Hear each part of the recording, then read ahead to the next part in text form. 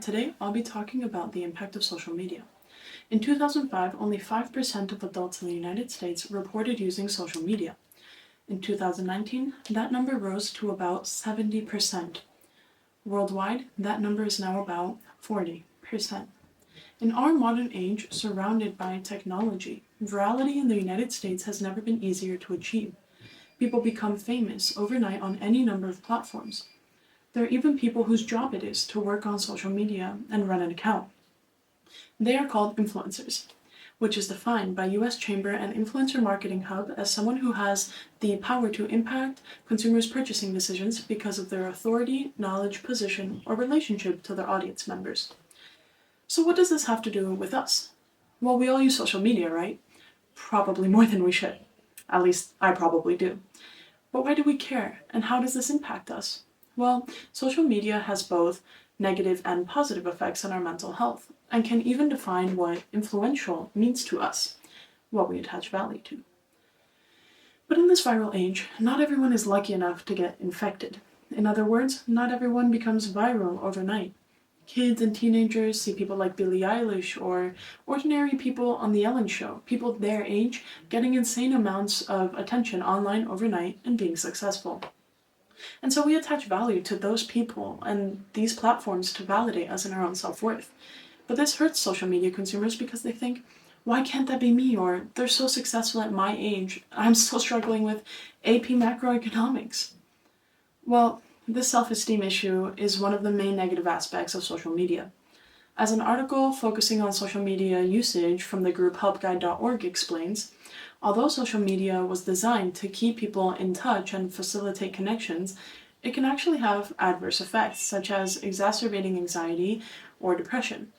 The Conversation, a nonprofit media publishing network, explains that one way social media crushes self-esteem is through unrealistic comparison. Since a lot of our social media is dominated by celebrities who perpetuate conventional standards of beauty and lifestyle, this is the main thing we have to compare ourselves to. This leads to lower levels of self-esteem and higher levels of social anxiety. We can see the epitome of this issue in the case of teenagers and body image. Since social media is a largely fabricated environment, girls, boys, and other teenagers are always trying to adhere to the beauty standards shown to them on their feeds. They either feel inferior or compelled to fabricate as well, ultimately joining this harmful discourse. As stated by Help Guide, even if you know the images you're viewing on social media are manipulated, they can still make you feel insecure about how you look or even what's going on in your own life. That doesn't lessen those feelings of envy and dissatisfaction. I've experienced this too. When I post something and it doesn't get many likes, I think maybe I'm not worthy because I view that post as a reflection of myself. But when it does get likes, I feel validated and try to recreate those posts or moments, even just for one person to see, which takes away from their genuineness. Posting a Snapchat story for one person to see is the modern-day equivalent of Gatsby hosting elaborate parties in hopes that Daisy attends. #relatable. But it is not all bad. Social media can also influence us for the better. A study from the Harvard School of Public Health found that routine social media use, that is, using social media as part of everyday routine and responding to content that others share, is positively associated with social well-being, positive mental health, and self-rated health. They later went on to say that this usage of social media can help compensate for a decrease in face-to-face interactions, overcoming physical and geographical barriers. In this time of COVID, I think we've all learned the importance of kindness and connection. As an example, my brothers are living on the other side of the world, in the US, and I've not been able to see them for about 2 years now.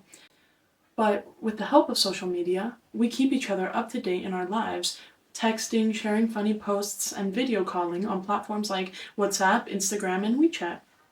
Additionally, I met my best friend at a drama festival here at our school. But she lives in another city, and so our relationship is solely online.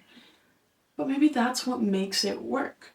With her, I can be myself, and I don't have to worry as much about being judged because I have a sense of distance through a screen, and I feel inclined to open up with her than if we were in person.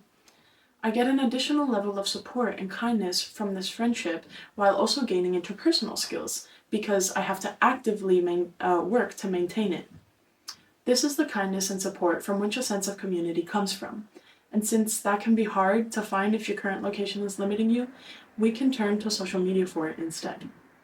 Furthermore, social media is crucial to the spreading of information.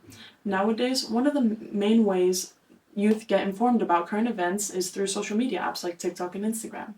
News sources like the New York Times, BBC, CNN, Now This News, the Associated Press, and many more all have Instagram accounts. With just one post, they're able to reach millions of people, in addition to millions who are already consuming their content, ultimately reaching billions of people from all different kinds of demographics. After the uprising of the Black Lives Matter movement and the gross negligence of the Trump administration, Instagram saw many new accounts pop up dedicated to spreading kindness, awareness, and advocating for the equal treatment of marginalized groups. Some of these accounts are Impact, Activism and Stuff, If You Ever Forget, Black Lives Matter, Check Your Privilege, Feminist, and many more.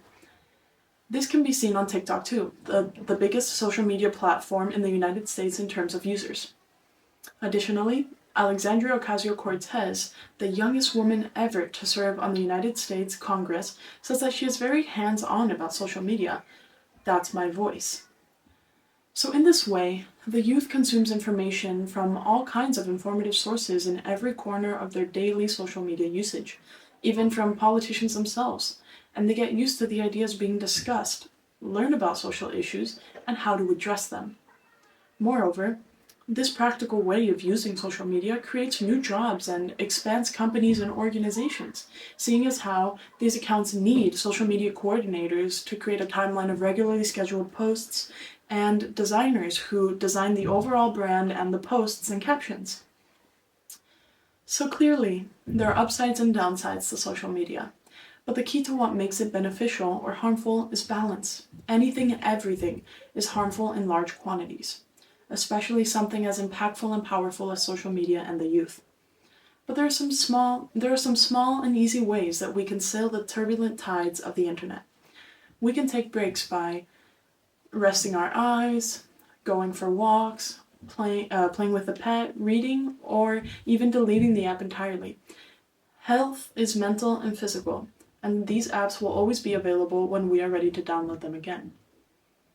I would like to end by saying that anyone can be an influencer. The younger we realize this, the more power we hold, even in small ways, showing kindness, holding the door open for someone, offering to help a classmate, or even helping an insect out of harm's way. We can make someone or something's day better. Whether or not you become famous on, or you go viral on Douyin or YouTube, or become a true influencer, I believe the real way to be an influencer is by being kind and true to yourself and others. In this way, you too might just be the social medium that changes someone's life. Thank you.